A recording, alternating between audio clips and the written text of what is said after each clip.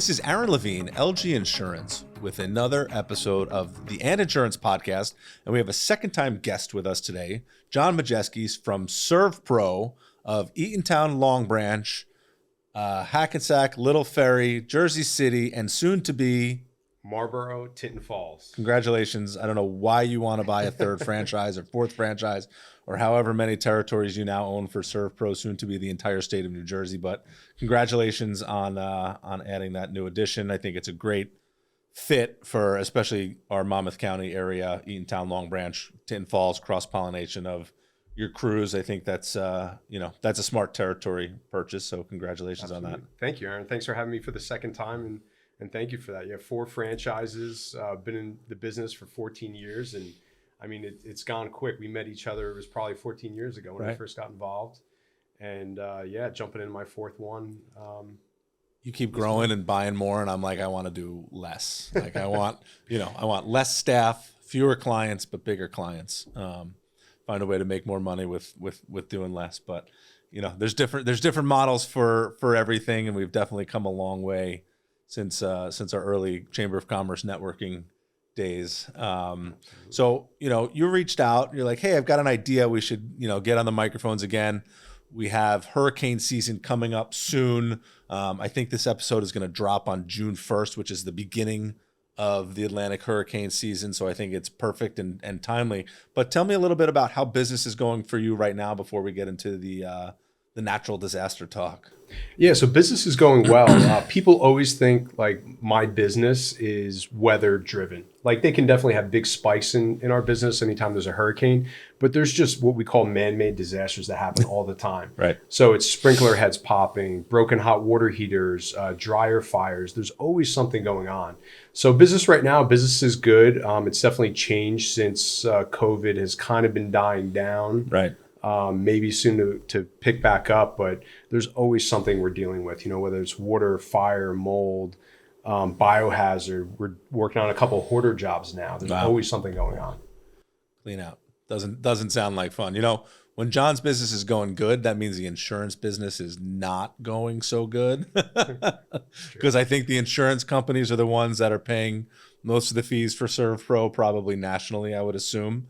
But again, not always weather driven. And, we've recommended John to our clients because I know we can trust the staff in John's SERVPRO franchises to do the right job and get people back open again, right? Our goal, even on the insurance side, is how do we get back open as quickly as possible so that businesses can start generating revenue and homeowners can move back into their houses if they're forced to move out for any reason. So call SERVPRO if you ever need it. Call me first if you're a client of mine and want to know if you should call SERVPRO or who else to call before we even think about putting in a claim. So, but we're gonna talk about weather a little bit today because I think it's important to talk about weather, and I think it's important to mix in how we're operating with our insurance policies with respect to weather and the current environment, right? On the insurance side, premiums are going up. Social inflation is a form of inflation, just like everything else is getting expensive. We've been in this hard market starting in late 2019, and it's continuing to get worse. And part of the challenges is the expense for rebuilding properties, and the valuations on properties have also changed significantly. So that's where a good review of your insurance policy comes in.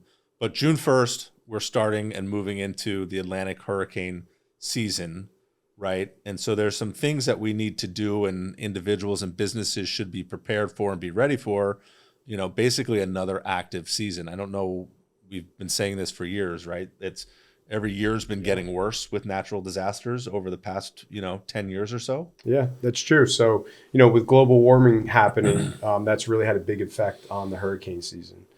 So the University of Colorado, they were saying that this year they expect an above normal Atlantic hurricane season. So they forecast 19 named storms, including 9 hurricanes, 4 of which will be major hurricanes. So anything category 3 or above is a major hurricane. Okay. So their winds over 100, I think it's like 111 miles an hour. I could be wrong. I have to double check that. So we need to back this up. If we go back to Hurricane Sandy days, right? When that made landfall in New Jersey, it was technically not classified as a hurricane, yes, right? Still did a ton of damage with water and wind across our seaboard. The erosion on the beaches right now is extreme in our area. It's unfortunate. You know, there's going to be smaller beaches, so get to the beach early if you're traveling down the shore this year, because there's going to be nowhere to sit, because I've seen the erosion locally, and you know, that makes the water that much closer to properties as well. But again, going back to Sandy, and the differentiator between a hurricane and a non-hurricane is sometimes on our insurance policies we have different deductibles for hurricane, wind, or other, which would be fire, theft, vandalism. So just want to check your deductibles and see if you have a true hurricane deductible or a wind deductible, which these deductibles are going up. You know, we're seeing some companies try to stick in 5% hurricane deductibles, which if you have a $500,000 dwelling coverage on your home, you have a $25,000 deductible. That means don't call me until you have $25,000 worth of damage, which kind of sucks. You know, and that's for a modest home, you know, and that just keeps going up. We try to keep them in our office down to about 2%. Is kind of where we're averaging out about now. You know, a year ago, I would have said you're crazy. There's no way we're going to put a 2% on, but we've been forced to adopt and move things along, because the insurance companies, the premiums are just getting too expensive. Yeah. You know, so you were in business back during Sandy days. What's changed now if we have another, you know, coastal impact in our area for you? Yeah, that's a good question. So I can't believe in October, so we're in 2022 right now. In October, it's going to be 10 years since we had Hurricane Sandy. So those 10 years went pretty quick. I mean, what we've seen, you know, you've seen the same thing, or just people's deductibles going up, you know, premiums going up. So, you know, that's something to be mindful of, like when you're, you know, looking for, you know, your insurance agent, coming up with your game plan. But also what we've seen before is people, they want to save money. Right. Like, so somebody calls us, they were devastated with Hurricane Sandy. We come in, we clean up everything. And then they find out that they don't have contents coverage because they're trying to save money. They're like, look, we've been spending this money for X amount of years. We want to go ahead and lower our premium. So they cut things out. Right. And then we find out, you know, when the hurricane happens, they don't have enough money to put everything back together. Right. And we've seen that time and time again with Irene, Hurricane Sandy, when we've traveled to Dallas and to Florida for some other hurricanes. The same thing over and over again. So that's something that people really have to be aware of. People are constantly cutting out the contents coverage, especially on the flood policies. They're cutting contents to try to save a buck. They're raising deductibles to where they can't afford them, right? Yeah. If you come in, SERVPRO comes in to do a crawl space clean out because you have 1.5 feet of water in the crawl space, you need it, you know, drained, dried, and disinfected. That's a $5,000 bill. If you have a $5,000 deductible, don't call me. You're paying out of pocket. But people think like, oh, you know, until it happens, it's not going to happen to me. And that's one of the unfortunate things is, you know, reviewing insurance policies, super important, you know, getting into this and knowing what you have and being prepared to take the risk that you've set yourself up to take. You know, when it comes to preparedness, besides the insurance side of it, you know, what else should people be conscious of if they're forced out of their house, if there's something that a significant event and they need to leave? What should we know? What should we do? And then let's talk about, if my house is damaged, what do I do next? Yeah. So from a property restoration perspective, you know, from my experience, from what I've seen over the years is, you know, people don't have a plan. And this isn't, I'm not going to talk about a whole comprehensive plan right now, but like they don't even know the first thing that they should do, right? Like just take valuables from your first floor, move them to the second floor. Like people don't even do that. So you need to have some kind of plan. Okay, where am I going to go if we get hit with a major hurricane? Do you have any family members? Do you have like a hotel that you can go to? And don't call the hotel like when everybody else is evacuating, because you're not going to be able to get a room. Right.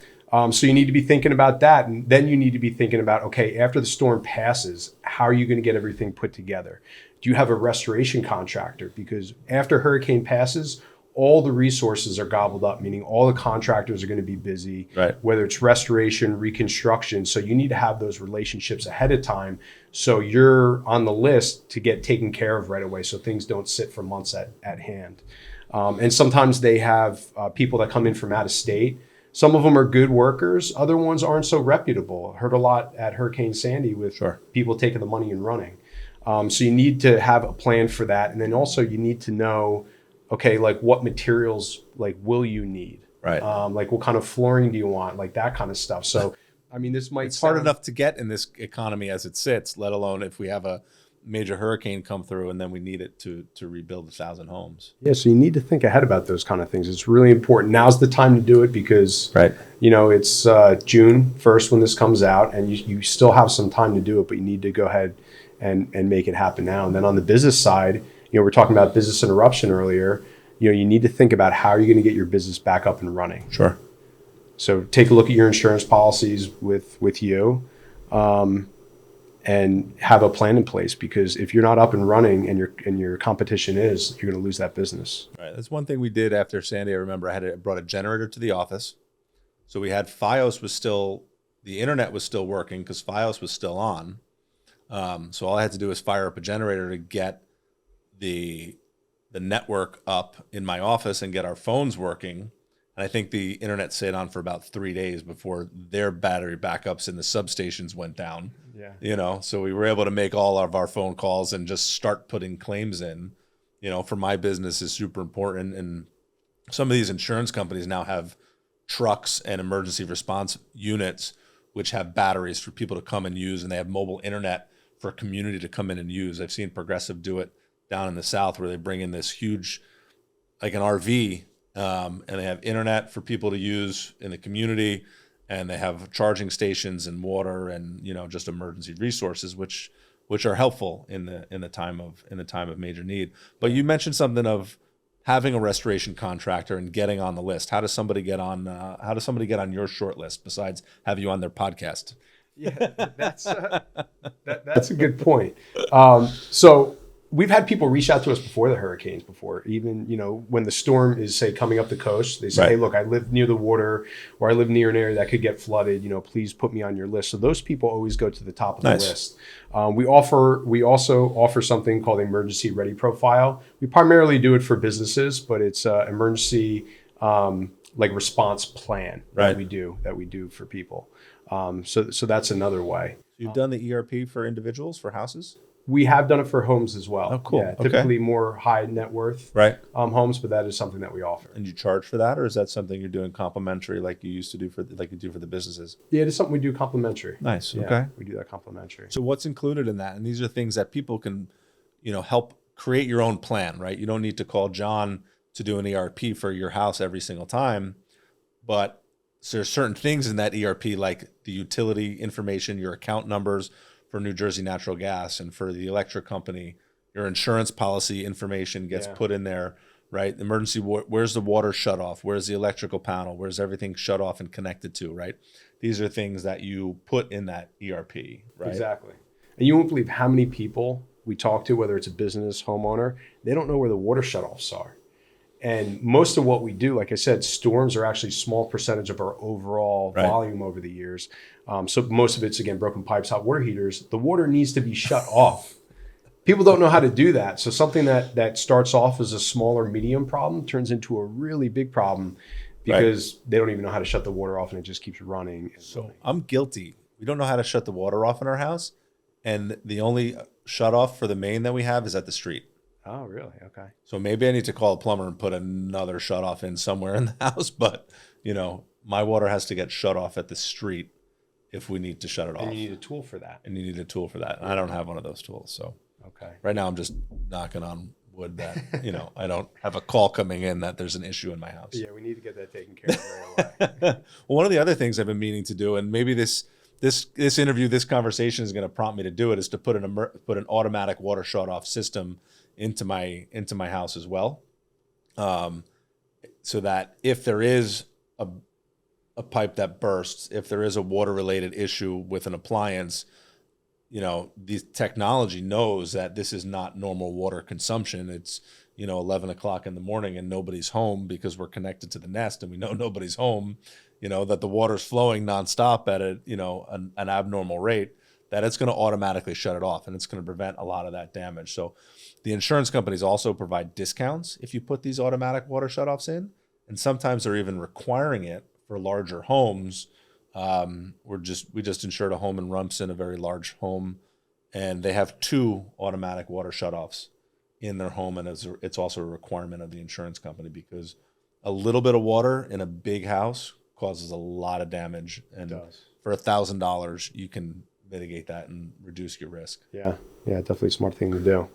So I'm gonna work on that. I'm gonna have the plumber come over and start putting that together. So after the storm happens and we're on the short list for, one of your SERVPRO franchises, what are the next steps that I should take? What should a homeowner do? What should a business owner do? Besides, you have your data, you have your plan, right? What are we doing when we do have, what do we have to do when we have damage?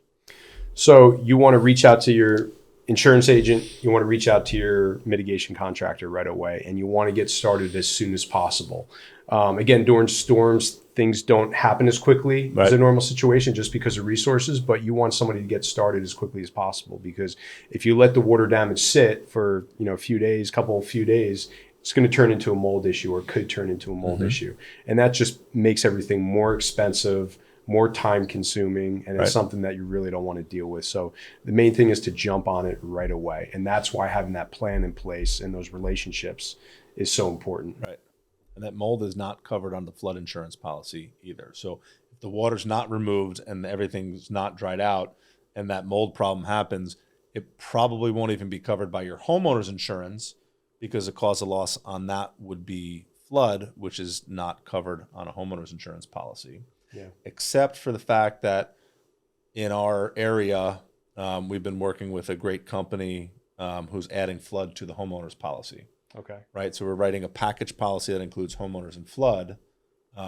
So basically it's an all peril now. Everything is going to be covered and you're going to get full limit for everything. It's going to be more expensive, but you're going to have one adjuster, one deductible, and you're going to have full dwelling limit and mold coverage available to you, because now flood is a covered loss under the home policy, as opposed to it being a separate policy where your coverage is significantly reduced. So really cool product that we have out there. Little bit more expensive, but totally worth it because everything's in one place. And, at the end of the day, we all want to save money, but when it hits the fan, if you don't have the right stuff in place, you're wishing you spent the extra, couple $100 a year to prevent that. Worth it for the service. And it's the same thing, we want to be ready on your side for any kind of, fire, water, or mold related issue and be able to prevent that. We're doing the same thing with cyber related insurance stuff right now.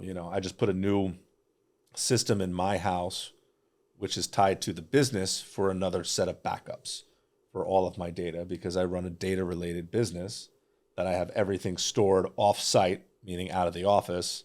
I'm like, all right, part of my readiness plan, if I've got to go, I'm taking this black box with me, because that controls everything now. That I have that locked in my house in a separate room. But it's pretty cool, to have all this stuff situated. But it's a pain in the butt to have to get ready and be able to do this. So most people aren't going to do it. Yeah. Most people aren't going to call you. Your phone's not ringing off the hook right now with people wanting to get on the short list and do an ERP. So they have to expect that there's going to be delays if we get that major storm, But at the same time, do whatever you can do now to be prepared for the worst case scenario. And even if you do half of what you should do, you're a lot better off than most. And if you have the ability to get the holes closed up and get things dried out, that's going to be your best case scenario come, major storm water event that comes into your home. Absolutely. We've also seen post Sandy and Irene, there's a lot more of the homes are elevated. Yeah. Except people are now using those ground floors as storage spaces, which all that content stuff is not covered under your insurance either, So all that stuff has to come out and go upstairs before the storm does come. Yeah. So what about businesses? Because, during Sandy, we ran into a bunch of businesses where they thought business interruption was going to go ahead and help them out. Sure. But I found out through that I guess business interruption isn't covered under flood, or vice versa. Business interruption is not covered under flood. This is a common thing for, restaurants and retail, even some service related businesses that are going to be highly affected if there is a storm, if there is a flood related event that puts you out of business, because there is no business interruption in many cases for cause of loss flood. We have some businesses that do have the the business interruption coverage, but it's very expensive. Most people don't buy it, and it's very limited in what you're going to get out of it. So having the resources to stay in business for an additional 2 months with a significant reduction in revenue is important. And having a plan as a business owner of how quickly can I get reopened to make money again is going to be super important. Being on the short list to get things dried, cleaned, refrigerators have to be cleaned out, right? All the food has to be discarded, and you know, especially all the perishables, anything that's been touched, the brackish water's got to go. If you have refrigeration equipment, are the compressors on the top of the units or are they on the bottom of the units? Some refrigerators still have compressors that are down low. Yeah. Those all get shot really quickly. So it's getting the compressors put on the top of the units, and having the ability to clean, dry, and reopen is going to be super important for businesses should the next, you know, major flood event happen.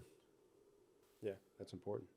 You know, so on the business side, you do a lot of work on the service side for businesses with sprinkler heads because we've had experience with that. Yeah. Should businesses be checking those? Like, how does that work? You know, I guess they're testing the fire suppression system, but accidental discharge happens more often than it should. Who's at fault there? Is it the business owner? Is it the inspection company? You know? So based on my experience from what we've seen, it's not the inspection company. Right. Most of the time, it's not even the business owner. We see it a lot in hotels. So somebody Okay. goes to hang something, they hang it on a sprinkler head, God. and they pop it and floods everything. So it's mainly people accidentally. That's why they're all recessed now. You can't even see them anymore. You can see the one above our they have head. them, so they're recessed. Accidentally or intentional vandalism, discharge. But most of the time, from what I've seen, it's not because of the sprinkler company or even the business owner. So, quick story. In my college days, I don't know if I'm allowed to say this, but we were taking the Christmas tree out, which was on the second floor of the fraternity house. And so someone thought, wasn't me, it would be a good idea to flip it over the landing, over the railing. And it got stuck as it was flipping, and it popped a sprinkler head. So we flooded the house. Didn't have a restoration company to call because then you just call the pledges, you know, and get everybody's room fan out of their windows because there's no air conditioning, and just try to dry shit out and just let whatever happen. But yeah, so I've experienced that firsthand. And you caused it. And everybody's like, oh shit, what do we do now? And then the fire company starts showing up, and everybody's just trying to play dumb, and you know, is like nobody's home. Everybody leave now. They can't see that we were doing anything in here. You know, nobody knows anything. So funny shit. So what else do you have on your list? You had some notes there. What else are we supposed to talk about for hurricane season upcoming? Yeah, I think the main thing is planning. Like we already talked about it, but planning is just the main thing. So you got to do something. It doesn't need to be some 30-page plan. Right. You know, make a relationship with a restoration contractor. You know, talk to your insurance agent about your policy to make sure you have enough. When the storm's coming, move your car to higher ground. Move all your valuables to higher ground. Don't be lazy about it. And that's when we post this, I'll put a link out there. FEMA has some really good resources. They do.